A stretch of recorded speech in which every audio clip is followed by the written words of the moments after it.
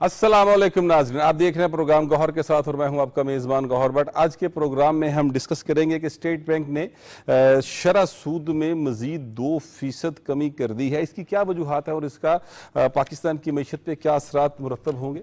इसके साथ साथ अली अमीन गंडापुर जो कि KPK के वज़ीर आला हैं, लेकिन जिस किस्म के वो बयान दे रहे हैं उससे सियासी माहौल किस कदर ख़राब हो रहा है उस पर बात करेंगे।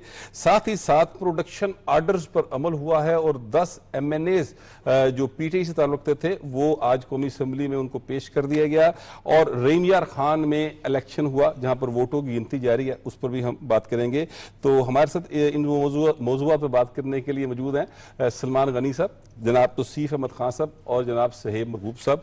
सबसे पहले बात करते हैं स्टेट बैंक की पॉलिसी के हवाले से। सलमान गनी साहब, ये जो स्टेट बैंक ने शरह सूद में 2% कमी की है, इसके क्या असरात आप देखते हैं पाकिस्तान की मीशत के ऊपर? देखिए भट्ट साहब, मैं मुआशी अमूर का माहिर तो नहीं, मैं तो मोटी बात जानता हूँ कि जब शरह सूद में इजाफा होता है तो महंगाई में इजाफा होता है, और जब इसमें एक कमी होती है तो महंगाई में कमी होती है। और अच्छी बात यह है कि ये जून के बाद तीसरी कमी है जी। इस जून के बाद तीसरी कमी है और 4 साल में कमी नहीं हुई थी। और जब कमी हो रही है तो कमी के असरात मुल्क की मईशत पे ये होते हैं कि सरमायाकार का एतमाद बढ़ता है और सरमायाकारी का अमल तेज़ होता है। देखिए, इस वक्त जब आप हुकूमत की तरफ देखते हैं और इस्लामाबाद के मामलात में प्राइम मिनिस्टर साहब ख़ुद ये कह चुके हैं कि मैं अब तक बतौर प्राइम मिनिस्टर जितनी मीटिंग्स कर चुका हूँ उसमें 80% का तल्लुक पाकिस्तान की मईशत के हवाले से है कि मईशत की बहाली और तरक्की का अमल। मैं समझता हूँ कि ये एक खैर की खबर है। वैसे गुज़िश्ता 24 घंटे में इस्लामाबाद से कोई अच्छी खबरें आ रही हैं और ये अच्छी खबरें खुदा करे कि पाकिस्तान की मईशत के हवाले से बेहतर हों, चूँकि असल चीज़ है आज की सूरत हाल में मईशत। आप जब अपनी पॉलिसीज़ को पे यकसुई इख्तियार करेंगे, संजीदगी इख्तियार करेंगे तो यकीनन उसके अच्छे असरात सामने आएंगे। माशी सूरत हाल हमारी बेहतर नहीं थी। एक वक्त तो ये था कि आप पर दिवालियापन की तलवार लटक रही थी। याद करें जब PTI की गवर्नमेंट का खात्मा हुआ और अदम एतमाद की सूरत में नई गवर्नमेंट बनी तो एक वजीर ने कहा था, बल्कि जो आउट गोइंग प्राइम मिनिस्टर थे वो बार बार ये बात कर रहे थे कि पाकिस्तान जो है वो श्रीलंका बन जाएगा और उस तरफ जा रहा है। अपने हाथों से किया हुआ मुआहदा जो था IMF से, उसे तोड़ के गए। उनका ख्याल था, मैं वजीर साहब थे शेख रशीद साहब, उन्होंने कहा था कि ऐसी बारूदी सुरंगें बचा के गए हैं कि पाकिस्तान सरवाइव नहीं कर सकेगा, लेकिन पाकिस्तान ने सरवाइव करके दिखाया। आपके दोस्त जिन्होंने कहा था कि इन्होंने जो मुआहदा किए तो सारा कुछ लिख के दे दिया, तो सर सूरत हाल से मैं समझता हूँ। देखें, बात है कि मैं आज प्राइम मिनिस्टर साहब को कैबिनेट मीटिंग में से खिताब करते हुए देख रहा था कि उनके चेहरे पे पहली दफ़ा कुछ दिनों के बाद एक खुशी का लहर थी, इसलिए कि वो इसको अप्रिशिएट कर रहे थे कि 2% की कमी बड़ी कमी होती है। इससे पहले 1.5 की कमी हुई है, जून के बाद तीसरी कमी है। इसका मतलब कि आपकी ट्रेन चल पड़ी है, पटड़ी पे आ गई है।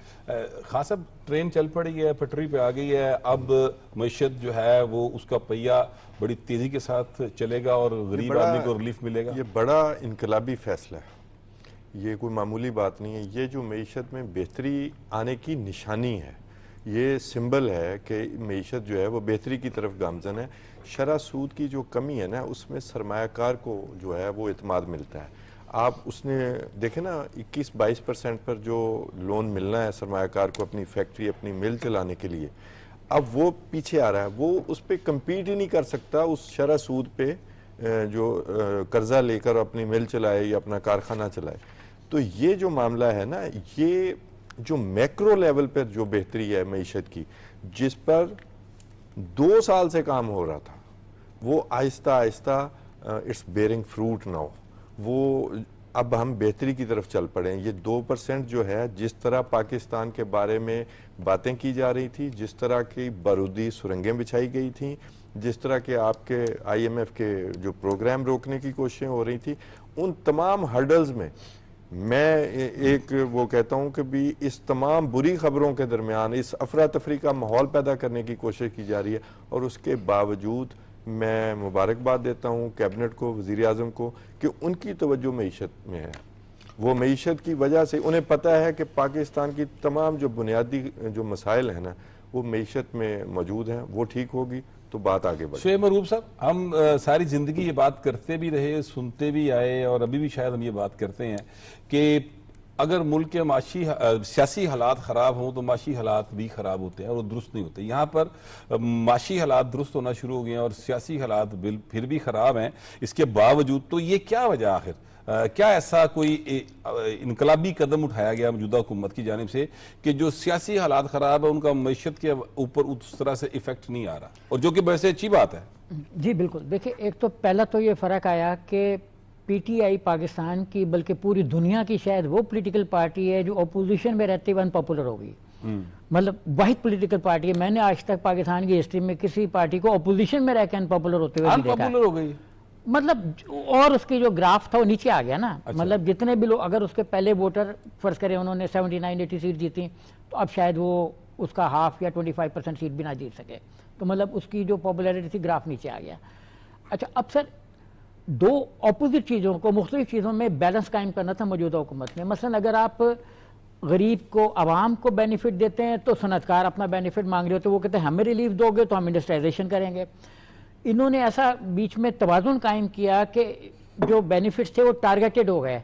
जब बेनिफिट टारगेटेड हुए तो आप देखें कि गंदम की प्राइस नीचे आई, मीन्स आटा सस्ता हो गया। आटे के बाद जो सेंसिटिव प्राइस इंडेक्स है वो इसलिए नीचे आया कि जो सेंसिटिव आइटम्स थे उसमें सीपीआई में, कंज्यूमर प्राइस इंडेक्स में, वो नीचे आ गए, जिसकी वजह से जो 27-28% पे इनको इन्फ्लेशन रेट मिला था वो अब 9.6-9.5% पे आ गया। और जब आप ये प्रोग्राम देख होंगे तो शायद 9.4% पे आ गया हो। तो जब ये चीज़ नीचे आ गई तो डिस्काउंट रेट वो नीचे लाए। अच्छा, स्टेट बैंक जो अनाउंस करता है ना वो एक्चुअली डिस्काउंटेड रेट अनाउंस करता है कि इससे आप बेशक ऊपर थोड़ा बहुत रख सकते हैं, जैसे प्राइवेट बैंक्स हैं वो बाज़ 22% पे भी दे रहे होंगे, जो जिनमें रिस्की लोन्स होते हैं वो इससे महंगे भी दे सकते होते हैं। अच्छा, जो फाइनेंस मिनिस्टर हैं उन्होंने कुछ अर्सा पहले ये कहा था कि मे बी के स्टेट बैंक क्योंकि इकनॉमिक जो एक्टिविटी वो बेहतर हो गई है तो वो इस डिस्काउंटेड रेट को नीचे लाएं। तो 2% जैसे सलमान साहब ने कहा कि ये बड़ा मेजर कमी है, वरना बाज़ औक़ात वो पॉइंट्स में कमी करते हैं। अच्छा, इससे चेंज ये आएगी कि जो पैसा बहुत ज़्यादा कन्फाइन हो गया था प्रॉपर्टी में, देखिए प्रॉपर्टी कभी मुल्क की तरक्की का जीना नहीं बनती, ये लोगों के लिए प्रॉब्लम पैदा कर देती है कि लोग जब प्लॉट लेकर रख देते हैं मुख्तलिफ सोसाइटीज़ में, तो जिन्होंने रहना होता है फौरी तौर पे उनको प्लॉट्स महंगे मिलते हैं और इकोनॉमिक एक्टिविटी नहीं होती क्योंकि इंडस्ट्रियलाइजेशन रुक जाती है। अब जो बजा तौर पे प्राइम मिनिस्टर ने भी कहा है और यही मतलब फाइनेंस मिनिस्टर ने भी कहा है कि जो डिस्काउंट रेट नीचे आया 17.5% पे, इससे पैसा जो है वो बैंकों से निकल के, क्योंकि बैंक्स बहुत ज़्यादा कमा रहे थे हर तरफ से, अब इससे बैंकों की जो पैसा उनके पास स्टैक अप हो गया तो वो भी निकलेगा। बचत को भी देखें, बचत एक स्पेसिफिक हद तक ठीक है, बचत का एक खास अमाउंट है वो होना चाहिए, 17-18% बैंक्स में पैसा होना चाहिए आदमी का। अच्छा, इससे ज़्यादा जब पैसा सारा बैंक में चला जाए तो वो भी इंडस्ट्री को रोक देता है। तो अब जब डिस्काउंट रेट नीचे लाएं तो पैसा निकल के एकदम इंडस्ट्री में चला जाएगा। मैं ये कह रहा था बिलावल भुट्टो जरदारी साहब जो हैं उन्होंने अभी कल शायद स्पीच की और उसमें उन्होंने कहा कि मैं इस हुकूमत की माशी पॉलिसी का नाकद हूं, लेकिन इसके बावजूद 9.6 पे जो है वो आ गया अपना महंगाई, जो कि सिंगल डिजिट में आ गई, जो कि खुद तय किया गया था कि 12 पे रहेगी। तो ये बड़ी कामयाबी है, हुकूमत जो है वो बड़ी कामयाबी के साथ माशी पॉलिसी को चला रही है। अभी इन्होंने सोहेब मरगूब साहब ने कहा है कि जो पीटीआई है वो अनपॉपुलर जो है वो हो गई है। सलमान साहब, आप इससे इतफाक करते या नहीं करते? लेकिन मैं प्रोड्यूसर साहब से कहूँगा कि चूंकि NA 171 में इलेक्शन चल रहा है और वहाँ पर अभी वोटों की गिनती जारी है, तो वहाँ पर जो नुमाइंदा पीटीवी हैं उनसे रब्ता करें और हम उनसे भी जान लेंगे कि क्या सूरत हाल है। आप क्या कहते हैं इस बारे में? देखिए, किसी के पॉपुलर होने में और अनपॉपुलर होने का पैमाना तो होता है इंतखाबात। अलबत्ता मैं सोहेब मरगूब साहब की इस बात से बरादराना इख्तलाफ ज़रूर करूँगा कि जो अपोजिशन के अंदर पार्टीज़ होती हैं उन्होंने जो अवाम की आवाज़ बनाई। एक मिनट सलमान साहब, हमारे साथ जो है नुमाइंदा पीटीवी इशफाक साहब वो इसको मौजूद हैं। अस्सलाम वालेकुम। वालेकुम सलाम। इशफाक साहब, आपको आवाज़ आ रही है? जी सर, बिल्कुल आ रही है। NA 171 में आज इलेक्शन हुआ, पुरअमन हुई पोलिंग, क्या इस वक्त तक के नतीजे हैं? जी बिल्कुल सर, NA 171 में आज इलेक्शन था, जिमी इलेक्शन। ये नशिस्त जो है ये मुमताज मुस्तफा जो मेंबर कौमी असम्बली थे पीटीआई के, उनके इंतकाल के बाद ये खाली हुई थी। तो जो अब तक जो है गैर हतमी और गैर सरकारी हमारे पास फार्म 45 के मुताबिक नतीजे हैं, वो 36 पोलिंग स्टेशनों के नतीजे सामने आ चुके हैं, जिनमें पाकिस्तान पीपल्स पार्टी के मखदूम ताहिर रशीदुद्दीन 20,876 वोट लेकर आगे हैं, जबकि इनके मद्दे मुकाबल PTI के जो उम्मीदवार थे हसान मुस्तफा एडवोकेट, वो 6,633 वोट लेकर दूसरे नंबर पर है। इस हल्के में 301 पोलिंग स्टेशन बनाए गए थे, जिनपे 5,26,973 वोट जो इशफाक साहब एक सेकंड ये बताइएगा, आपने 30,000 का 30,000 और 6,000 का फर्क है? सर 20,876 वोट हैं ताहिर रशीदुद्दीन के, मखदूम ताहिर रशीदुद्दीन के, और 6,633 वोट हैं दूसरे नंबर पर आए हैं, ये हसान मुस्तफा एडवोकेट हैं। तो टोटल पोलिंग स्टेशन कितने हैं? 36 पोलिंग स्टेशन है।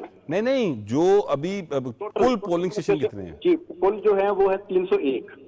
301, तो अभी तो बहुत थोड़े रिजल्ट्स हैं, अभी तो बात जो है वो काफी दूर तक जाएगी। तो आपके ख्याल में यहाँ से पीपल्स पार्टी जीतती हुई दिखाई दे रही है? सब पीपल्स पार्टी बिल्कुल इसमें इस वक्त जीती हुई नजर आ रही है, बल्कि उनके हामियों ने जो है वो बंगड़े डालने शुरू कर दिए हैं, और जो मखदूम ताहिर रशीद के डेरे पर हैं वो जश्न का समाए इस वक्त ढोल की थाप पर जो है कारकुन रक्स कर रहे हैं।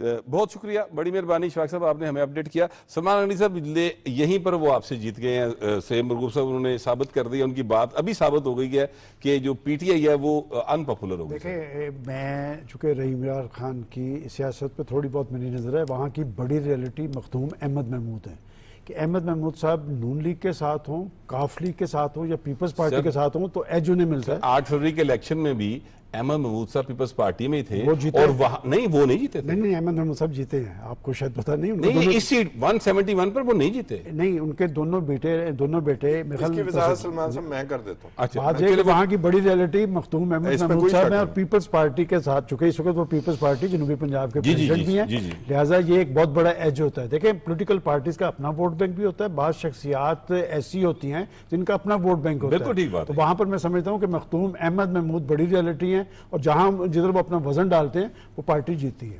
जी तसीर साहब, आप तो मेरा ख्याल उस इलाके के रहने वाले हैं, जी, तो आपके पास हक़ाइक़ जरा ज्यादा बेहतर तरीके से। ये जो जिस हल्के का जिक्र कर रहे थे सलमान साहब, मखदूम साहब के बेटे का, वो 7 वाला हल्का है, मखदूम मुर्तज़ा महमूद वहाँ से जीते थे। ये वो हल्का है जहाँ से ट्रेडिशनली मखदूम शहाबुद्दीन और मखदूम खुसरो बख्तियार जीतते हैं। अच्छा, ये मामला ये हो गया कि जो उस वक्त जो 8 फरवरी में जो इलेक्शन हुए, उसमें ये तमाम जो सियासी ताकतें थी ना, जैसे मखदूम अहमद महमूद है, मखदूम शहाबुद्दीन साहब का अपना वोट बैंक है, मखदूम खुसरो बख्तियार का अपना वोट बैंक, ये तमाम लोग तकसीम थे, और ये तकसीम नीचे तक थी, MPAs लेवल तक भी मौजूद थी। अब ये एक घर है, इनफैक्ट मखदूम खुसरो बख्तियार और मखदूम शहाबुद्दीन, ये एक फैमिली कहलाती है, ठीक है, लेकिन इलेक्शन ये पहले आपस में लड़ते थे। ये बेसिकली ये जो पहले जो उम्मीदवार हैं, ये PTI के बने थे उम्मीदवार के, PTI के हल्के से PTI के उम्मीदवार के तौर पर, ये वहाँ के रिहायशी नहीं थे। ओके, ये बाहर से आए थे और वकील हैं, वहाँ के बड़े पुराने वकील थे। तो ये नाइतफाकी की वजह से मखदूम अहमद महमूद का हर रहीम यार खां के हर हल्के में 40 से 50 हज़ार वोट मौजूद है, चाहे वो घर बैठे हुए हों।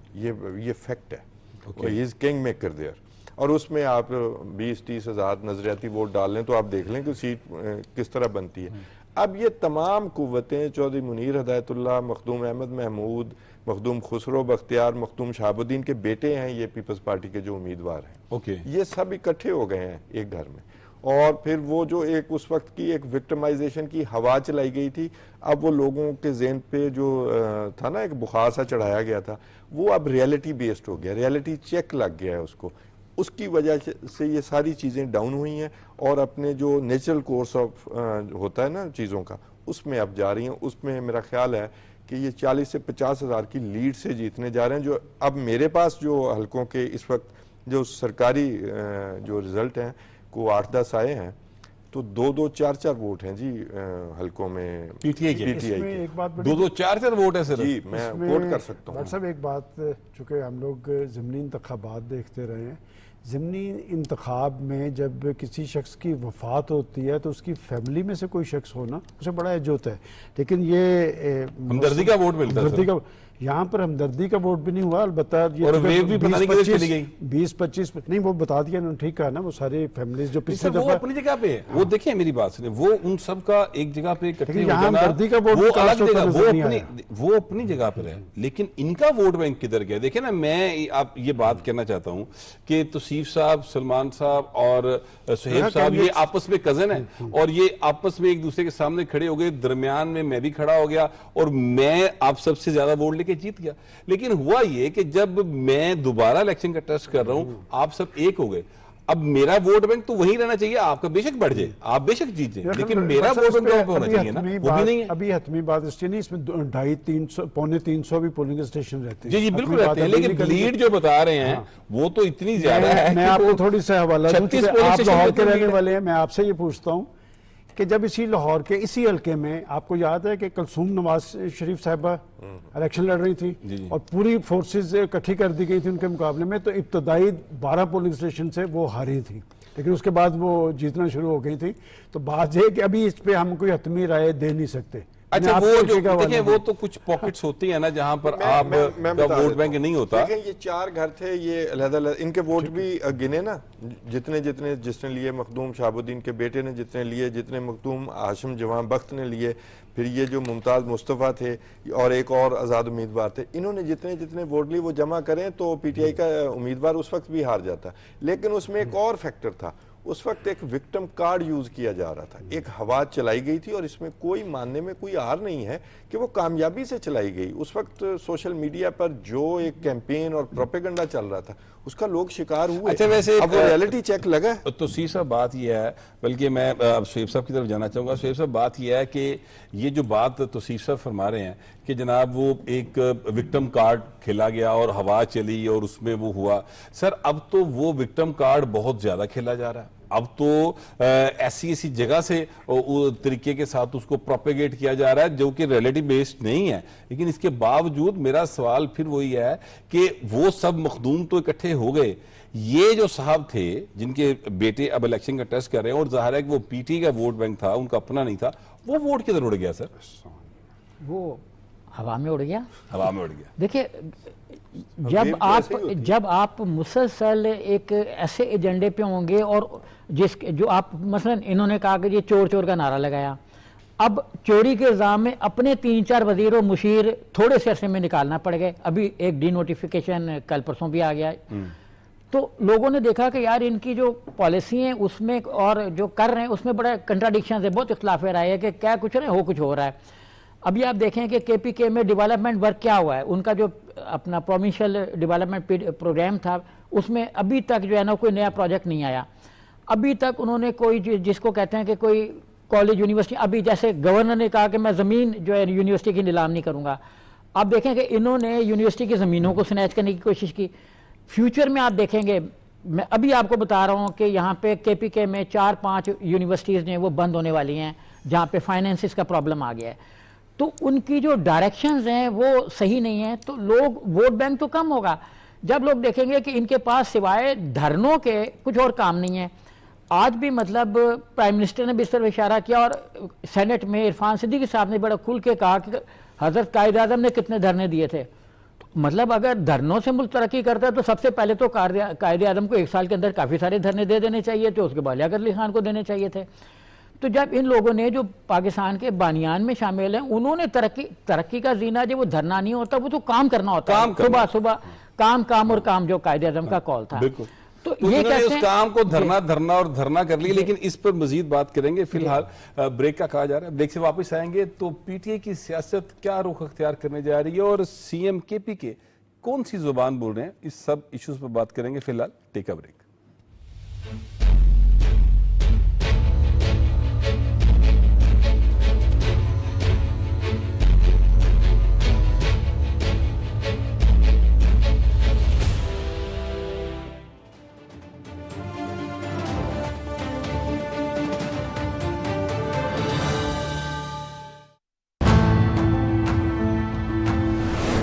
पे लगेगी सच की जर।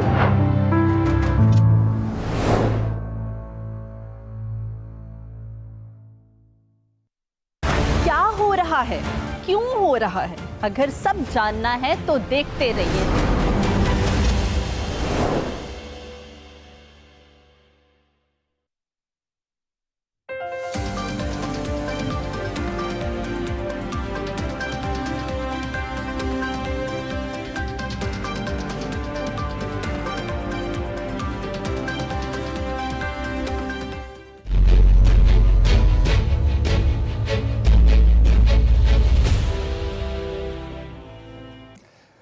Welcome back. ब्रेक पे जाने से पहले हम बात कर रहे थे कि सीएम केपी के जो हैं वो जिस किस्म की गुफ्तगू कर रहे हैं वो तो सर अब खारजा पॉलिसी को तय करना शुरू हो गए। सलमान गनी साहब वो तो कह रहे हैं कि मैं अफगानिस्तान के साथ खुद जाके मुज़ाकरत करूंगा। देखिए व्हाट्सएप पाकिस्तान के अंदर जो सियासत और सियासी किरदार हमेशा आइन के दायरे कार में होता है, और ये उन्होंने अभी तो सीएम पख्तूनख्वा ने बात की है, इससे पहले उनके लीडर जो हैं वो आईएमएफ को एक लेटर भी लिख चुके हैं जो उनके दायरा कार में। इससे पहले पाकिस्तान की सियासी तारीख में ऐसी मिसाल नहीं मिलती। अमेरिका के अंदर उन्होंने पाकिस्तान के सिक्योरिटी इदारों के ख़िलाफ़ मुजाहरे भी करवाए हैं। और फिर अगर आपको याद हो कि जिस दिन सीएम पख्तूनख्वा ने जो नाजेबा गुफ्तगू की पाकिस्तान की रियासत, रियासती इदारों, अपने सियासी मुखालफिन और ख़ास तौर पर ख़वातीन के हवाले से, उसी दिन के अखबारात में एक बयान है बानी पीटीआई का कि मैं 100% इनके साथ खड़ा हूँ। और मैंने उसी दिन एक ट्वीट की थी कि बात यह कि कतई नज़र इस बात से कि वो किसके बारे में क्या कहते हैं, लेकिन इन्हें 100% उनकी आशीर्वाद हासिल है। और अब भी आप देख लें कि उन्होंने कहा कि मैं इसके साथ खड़ा हूँ। मतलब ये कि वो अपने एक ख़ास एजेंडे पे सरगर्म अमल है और उस एजेंडे पे अमल पैरा होकर वो पाकिस्तान की रियासत को कमज़ोर बनाना चाहते हैं। जहाँ तक आपने अफ़गानिस्तान की बात की है, देखिए मैं कोई जज्बाती बात नहीं करना चाहता। मेरी चूँकि अफ़गानिस्तान की सूरत हाल पे, मगरबी बॉर्डर पे और इनकी पॉलिसी पे नज़र है, इसलिए कि आज जब पाकिस्तान के अंदर दहशत गर्दी का रुझान है और जो दहशत गर्दी के बड़े बड़े वाक़यात हो रहे हैं बलूचिस्तान के और पख्तूनख्वा के अंदर, ये कौन लोग कर रहे हैं? ये वही लोग हैं जिनको इन्होंने इजाज़त दी थी पाकिस्तान में आने। उस वक्त भी रिजर्वेशन थी पाकिस्तान के अदारों की, इन्होंने किसी को इत्मीनान में लिए बगैर उन्हें ग्रीन सिग्नल दिया। और ये वो लोग थे जो पाकिस्तान से इसलिए दौड़े थे कि ये पाकिस्तान में बड़े बड़े दहशत गर्दी के वाक़यात में मुलव्वस थे।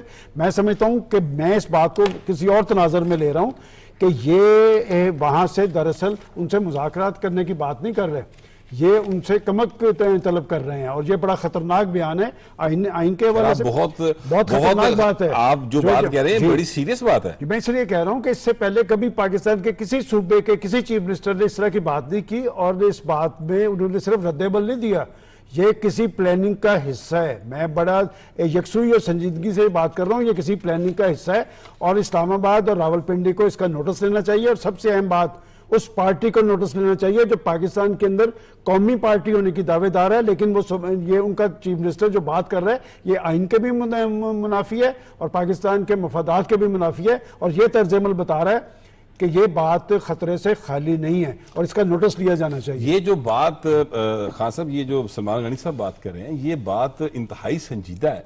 और अगर ऐसा है तो फिर वो यहूदी लाबी वाली बात दुरुस्त है। देखें, ये जो सारे वाकयात हो रहे हैं ना, इसको आप आइसोलेशन में नहीं देख सकते। और सिर्फ जैसे आपने अपने इंट्रो में भी कहा कि जी सियासी हालात बहुत नहीं, ये सिर्फ सियासी हालात का मामला नहीं है। इसमें शॉर्ट टर्म में कुछ गोल्स हैं जो इन्होंने गेन करने हैं, जो इसके ज़ुम्मे हैं इस बंदे के कि आपने गेन करने हैं। आपको पता है शंघाई तावन तंजीम का इजलास हो रहा है, उसको जो है वो ख़राब करना है। और फिर सबसे बड़ी बात कि IMF का जो पैकेज है उसको रुकवाना है। उसमें आप बेशक चले जाएं, जो कांग्रेस से जो करारदाद मंजूर होती है और वो जो सारे मामलात होते हैं, आप शुक्र ये करें कि ये तो मान गए हैं कि वहाँ से आ रही है दहशतगर्दी, लिहाजा वहाँ बात करने जाएंगे, ये एतराफ़ ज़रूर कर लिया। इससे पहले तो इनका लीडर ये बात मानने को भी तैयार नहीं था। अभी कल प्रेसिडेंशियल डिबेट हुई है जो डोनाल्ड ट्रंप की और कैमला हैरिस की, तो उसने बताया कि हम वहाँ $85 बिलियन का असलहा छोड़ के आए हैं। ठीक है, तो ये जो मामला है ना कि भी एक तरफ KPK में दहशतगर्दी हो रही है, बलूचिस्तान में दहशतगर्दी हो रही है, फिर एक सियासी दहशतगर्दी हो रही है, फिर एक डिजिटल दहशतगर्दी हो रही है। ये सारी चीज़ें आप आइसोलेशन में नहीं देख सकते, ये सब इकट्ठी हो रही हैं। और एक ख़ास जो जिसकी तरफ निशानदेही की है सलमान साहब ने, ये पूरी एक साजिश है। लेकिन जो स्टेट होती है, रियासत होती है, हुकूमत होती है, उसका भी एक मामला है। कब तक इनको ढील दी जाती रहेगी? ये बात के इनके साथ डायलॉग, एक टेक्स्ट बुक एक टर्म बन गई है, ग्रैंड डायलॉग किया जाए। इनमें से कोई भी शख्स ग्रैंड डायलॉग नहीं करेगा, क्योंकि अनारकी इन्हें सूट की है, पहले भी रिसेंट पास्ट में भी की है, अब भी उन्हें लगता है कि वो उन्हें सूट कर रही है। सियासी जमातों का इस प्लेटफॉर्म का यानी मीडिया का ये मकसद है। हम ये जो 50 की टेक्स्ट बुक है ना कि हर चीज़ के ऊपर ब्लैंकेट डाल दें, इसमें से निकलना होगा। कहाँ है वो 22 मजदूर जो शहीद हुए? उनके घरों पे मीडिया ने कोई प्रोग्राम किया कि उनके क्या हालात हैं? कोई गया उनके पास? हमने उन्हें क्यों नहीं ऑन किया? क्यों नहीं बताया कि इन्हें किस मुनाफरत की वजह से कत्ल किया गया, इन्हें शहीद किया गया, ताकि लोगों तक सही पैगाम तो पहुँचे? क्यों हम डिफेंसिव हैं? देखिए, वाशिंगटन हिल हो, बरतानिया हो, राइट्स हुए, वहाँ फसादात करवाने की कोशिश की, 24 घंटे अदालतें खुली हैं बरतानिया में। आप जिस मामले को देखें, जहाँ वो हंगामा आराई करते हैं, वहाँ पर जो है वो रास्ता बना के दिया जाता है। अपोलोजिस्ट मौजूद हैं, सियासत में मौजूद हैं कि नहीं इन्हें माफ़ कर दिया जाए, आगे चलें, आगे चलें। आगे चलने से हुकूमतें नहीं चला करती, मुल्क नहीं चला करते। देखिए, हिटलर ने बगावत की, सियासतदानों ने कहा कि जी माफ़ कर दें, वो 9 महीने बाद, 9 साल की कैद जो है वो 9 महीने बाद बाहर आ गया। और उसके बाद जो उसने उन सियासतदानों के साथ किया और फिर उस मुल्क के साथ तारीख है, मसोलिनी ने सेम इसी तरह किया। बादशाह ने उसे इख्तियारात दे दिए, सियासतदानों ने कहा इसे दे दिए जाएं, ब्लैक शर्ट्स तंजीम बनी, लाखों लोग कत्ल हुए। बेशक उनका अपना हशर बुरा हुआ, लेकिन जो मुल्कों का हशर हुआ कि जी कानून, ये खास आदमी है, इस पर कानून लागू नहीं होना चाहिए। जो जराइम हुए हैं, जो जराइम कमिट किए जा रहे हैं, अब देखें बन्नू हो, लक्की मरवत हो, फलां जगह, वहाँ मामला ये है कि ये देखिए, मेरी बात, मैं ये कह रहा हूँ कि अब इस मसले का हल क्या है। देखिए, जिस किस्म की गुफ्तगू वो कर रहे हैं वो तो किसी सूरत भी काबिल कबूल नहीं है। ऐसी सूरत हाल को तो कभी कबूल किया ही नहीं जा सकता। अब इसका हल क्या है? 18वीं तरमीम में कुछ चीज़ें कम करनी पड़ेंगी। इसका हल जो है वो सबसे बेहतरीन वहाँ मौजूद है। वफाक ने अपने आप को बाउंड कर लिया 18। ये कोई जो सूबाई हुकूमत के चलने के तरीके नहीं है। ये एक तरह की एक बगावत की जो दागबेल डाली जा रही है। और आप ना डिस्कस करें, अलहदा बात है, ये मीडिया ना डिस्कस करे कि मैं लश्कर लेकर लाहौर आऊँगा। ये मुनाफरत नहीं है, बताया जाए लोगों को ये नस्ली मुनाफरत फैलाई जा रही है, बताया जाए। नहीं, वो तो चले। देखिए, मेरी बात सुने, कुछ चीजें ना खान साहब हमें उनके ऊपर इसलिए भी थोड़ा सा कम बात करनी चाहिए क्योंकि उसका प्रॉपर उतना टाइम होता नहीं है और उससे मैसेज गलत जा सकता है। सर, अब इसलिए नहीं, सॉरी टू से, ये बात जो है ना, जो बात आप कह रहे हैं, ये बात करने की है किसी सियासतदान की, ये बात करे कोई लीडर। ये हम छोटे से प्रोग्राम में सारी चीजें डिस्कस नहीं कर सकते। छोटा सा प्रोग्राम नहीं होता। नहीं, जो सियासतदान, देखिए पार्टीज जो होती हैं ना, पार्टीज करें, मैंने उनको मेंशन किया कि वो अपना जो है वो किरदार अदा करें। वो उनको किरदार अदा करना चाहिए, सियासी पार्टीज आगे आए। अच्छा, इस वक्त सेम और साहब ये बताइएगा कि ये जो गुफ्तगू इस वक्त हो रही है और अली अमीन गंडापुर साहब जिस तरीके से मुसलसल बहुत ज्यादा अपनी विकेट से, बल्कि शायद ग्राउंड से बाहर होकर खेलने की कोशिश कर रहे हैं, उसका हल क्या है? कोई डायलॉग हल है या कोई एक्शन लेना पड़ेगा? एक्शन लेना पड़ेगा। देखिए, अली अमीन गंडापुर साहब कि आइन की लिमिट्स में रहते हुए एक्शन क्या हो सकता है? देखिए, आइन की लिमिट्स में वो खुद भी इस चीज़ का एहसास कर रहे हैं, उनको भी पता है कि गवर्नर राय लग सकता है, इस पे बहुत डिस्कस कर रहे हैं बाकायदा तौर पर। और जो असेंबली में उन्होंने एक अपनी बड़ी खौफनाक किस्म की तकरीरें की, उसमें भी ये बिटवीन द लाइन्स उन्होंने महसूस किया है कि ये इसके नताइज हो सकते हैं। और गवर्नर जो फैसल करीम कुंडी साहब हैं, उनको बिल्कुल इस बारे में क्लियर है कि क्लैरिटी के साथ उन्होंने कहा है कि इस पे एक्शन भी हो सकते हैं। अब आप देखें कि जो अली अमीन गंडापुर साहब हैं, वो अफगानिस्तान के साथ किन मौजू पे बातचीत करना चाहते हैं? क्या उनको पता है कि वहाँ से कौन से टेररिस्ट आ रहे हैं? क्या इनको ये पता है कि वो बाढ़ काटना चाह रहे हैं, तो ये उस पर डायलॉग कर सकते हैं? अच्छा, उनके यहाँ से जो इन्फिल्ट्रेशन हो रही है पाकिस्तान के अंदर, क्या इनको पता है? क्या वो जो स्मगलिंग कर रहे हैं वो इनका काम था रोकना, लेकिन ये रोक नहीं पा रहा है। केपी की गवर्नमेंट का काम है ना कि स्मगलिंग को रोके, लेकिन वो ना केपी के से उधर स्मगलिंग को रोक पा रहे हैं, ना उधर से इधर स्मगलिंग को रोक पा रहे हैं। तो डायलॉग किस चीज़ पे करना चाह रहे हैं? ना हीरोइन की स्मगलिंग को रोक पा रहे हैं, ना अपना वो सरमाए की स्मगलिंग को रोक पा रहे हैं। तो गंडापुर साहब जो एक्चुअली एक क्राइसिस पैदा करना चाह रहे हैं जो डेमोक्रेटिक फ्रेमवर्क से बाहर निकल के। आप देखें कि अमेरिका की 50 रियासतें हैं, वाशिंगटन डीसी को भी स्टेटहुड का दर्जा दिया, 51 आप उसको मिला के कर लें, लेकिन वो उस तरह से मानता नहीं है जो अमरीकी। कभी आपने सुना कैलिफोर्निया या न्यूयॉर्क, इतने बड़ी रियासतें, उन्होंने कभी कहा कि हम पाकिस्तान के साथ डायलॉग करेंगे या हम किसी भी मुल्क के साथ डायलॉग करेंगे, मैक्सिको के साथ, या जिसकी दीवारें मिल रही हैं मैक्सिको के साथ, उन्होंने भी नहीं कहा अमेरिकन गवर्नमेंट में। तो ऐसा कभी कहीं भी नहीं हुआ दुनिया में। इवन इंडिया में आप देखें कि इतने तनाज़ात चल रहे हैं जहां पे अपोजिशन की हुकूमतें हैं, उन्होंने नहीं कहा। दिल्ली में बैठे हुए थे जो केजरीवाल साहब थे, उन्होंने नहीं कहा कि हम किसी मसले पे बात करना चाह रहे हैं। तो अभी फ्यूचर में आप देखेंगे भारतीय जनता पार्टी हारेगी और नहीं, वहां पे हुकूमत जो आएगी वो भी ये नहीं कहेगी कि हम पाकिस्तान के साथ डायरेक्ट डायलॉग करेंगे। तो जो चीज़ें मतलब बीच में हैं, जो एक फेडरल गवर्नमेंट बीच में मौजूद है,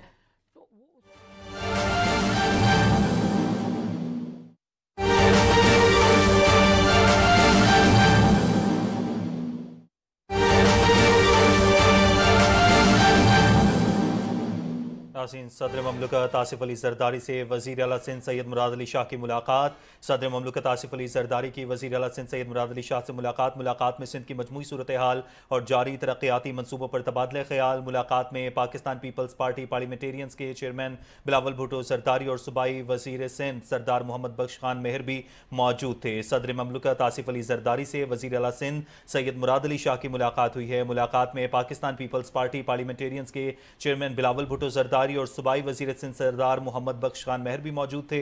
मुलाकात में सिंध की मजमूई सूरत हाल, जारी तरक्याती मनसूबों पर तबादला ख्याल किया गया। मुलाकात के हवाले से मजीद जान लेते हैं हमारे नुमाइंदा मजहर अब्बास से। जी मजहर। जी, ऐवान सदर इस्लामाबाद में सदर आसिफ अली जरदारी से वज़ीर आला सिंध सैयद मुराद अली शाह की जो है वो मुलाकात हुई है। मुलाकात में पाकिस्तान पीपल्स पार्टी के चेयरमैन बिलावल भुट्टो जरदारी और सूबाई वज़ीर सिंध सरदार मोहम्मद बख्श खान मेहर भी मौजूद थे। मुलाकात के दौरान सिंध की मजमूई सियासी और जारी सियासी सूरत हाल और सिंध में जारी तरक्याती मनसूबों पर तबादला ख्याल किया गया। वज़ीर आला सिंध ने सदर मुमलिकत को सिंध में जारी तरक्याती मनसूबों के हवाले से आगाह किया। सदर मुमलिकत ने सिंध में जारी तरक्याती मनसूबों की रफ्तार को मज़ीद तेज़ करने की ज़रूरत पर जोर दिया। मुलाकात में सिंध की सिक्योरिटी और अमन अमान की सूरत हाल पर भी बातचीत हुई। जी सही, बहुत शुक्रिया मजहर अब्बास, आप अपडेट कर रहे थे।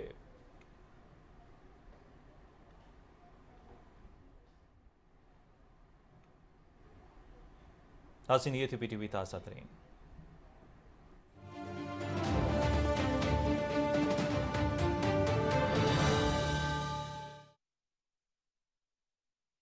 दिल पाकिस्तान के लिए धड़कते हैं, तो अगर आप पाकिस्तान के आइन के तहत सियासत नहीं करना चाहते तो कोई फिर आपको पाकिस्तान पर असरअंदाज होने की जरूरत नहीं होनी चाहिए। अच्छा, मैं खास साहब एक तरफ रवैया जो है वो ये है कि आप एक झूठा सच्चा जो भी बयानियां बना रहे हैं कि 8 फरवरी को हमारा वो कहते हैं कि हमारा मैंडेट छीना गया, इस तरह की बात वो करते हैं। वो उसके लिए फोरम्स हालांकि मौजूद है, हमारे आइन में दिए हुए हैं, हमारे जुडिशियल सिस्टम में फोरम मौजूद है। वहां पर जाने की बजाय वो ओवरऑल एक उसको कंपेन बनाकर और मुल्क के अंदर बदअमनी पैदा करने की कोशिश कर रहे हैं। और अब उनका जो वजीर आला है वो इस किस्म के बयान दे रहा है जो वफाक पर हमला है, वजीर दिफा ये बात कर रहे हैं। लेकिन दूसरी साइड पर हम देखते हैं कि जो इस वक्त फेडरल गवर्नमेंट में मौजूद जमातें हैं उनका रवैया बहुत मुफाना यानी मुफाहमत की तरफ है। मसलन मैं आपसे गुजारिश करूं कि कल बिलावल भुट्टो जरदारी साहब की जो स्पीच थी उसमें बहुत ज्यादा उन्होंने लचक के दिखाई हुई थी और बड़ी स्पेस वो दे रहे थे कि सबको मिलकर आगे बढ़ना होगा। इसी तरह जो मुस्लिम लीग नून है, जाहिर है कि जो स्पीकर हैं इस वक्त वो मुस्लिम लीग नून ही से जीत कर आए हैं ना, सरदार याद सदक साहब, तो उन्होंने प्रोडक्शन ऑर्डर जारी किया और उस पर अमल भी हुआ। तो ये रवैये जो हैं इस तरफ काफी लचक है, इसका फायदा तो नहीं उठा रहे वो? ये लचक का उससे कोई ताल्लुक नहीं है। एक तो मैं नहीं समझता प्रोडक्शन ऑर्डर का उससे कोई ताल्लुक है।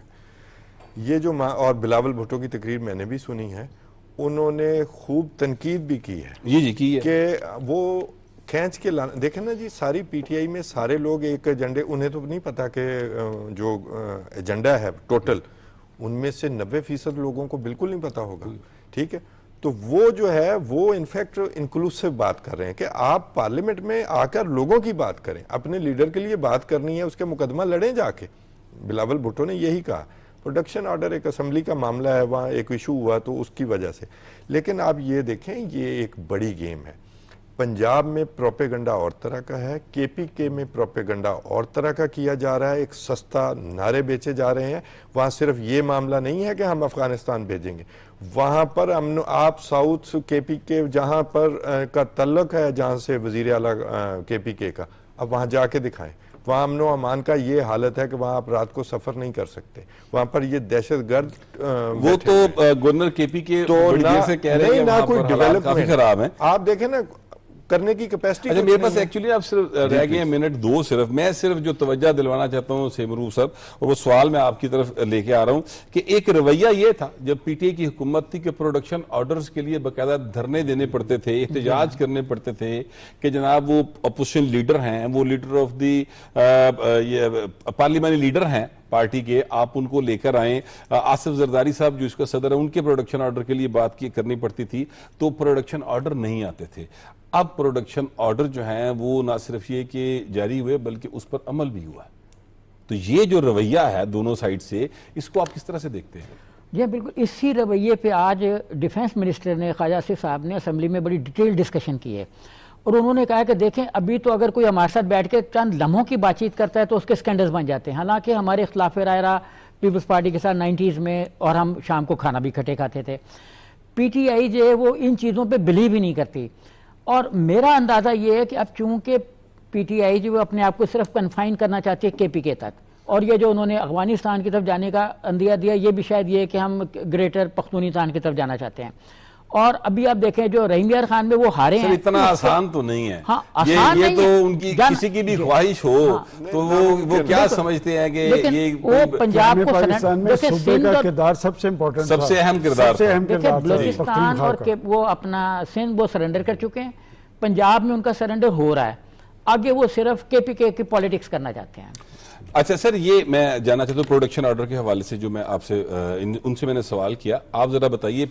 देखिए, हाउस के कस्टोडियन है अयाज सादिक, मैं समझता हूँ कि उन्होंने एक अच्छा इनिशिएटिव लिया है, और सबसे अहम बात यह, देखें ये इशू उठाया था पाकिस्तान पीपल्स पार्टी ने, नवीद कमर ने उठाया था कि इस पार्लियामेंट की तौहीन हम बर्दाश्त नहीं करेंगे, और फिर तमाम पोलिटिकल पार्टीज ने इस पर इत्तफाक राय किया, स्पीकर ने इनिशिएटिव लिया, और आज जो मीटिंग हुई है, देखें आप जब 9 मई के वाक़यात के हवाले से एक बात आती है कि पाकिस्तान के अदारों पे असरअंदाज होने की कोशिश है, जब आप पार्लियामेंट पे असरअंदाज होने की कोशिश करेंगे तो ये फिर ना आईनी तौर पे ठीक है, ना कानूनी तौर पे ठीक है, ना सियासी तौर पे ठीक है। पाकिस्तान का मुस्तकबिल भट्ट साहब जमहूरियत के साथ जुड़ा हुआ है, ये मुल्क का वजूद जो है जमहूरी अमल के नतीजे में आया था, पाकिस्तान की बकावा सलामती की ज़मानत जमहूरियत के साथ है, जमहूरियत मजबूत होनी चाहिए। पाकिस्तान जो है वो जमहूरी तरीके से बना था, और पाकिस्तान का मुस्तकबिल जमहूरियत से ही वाबस्ता है।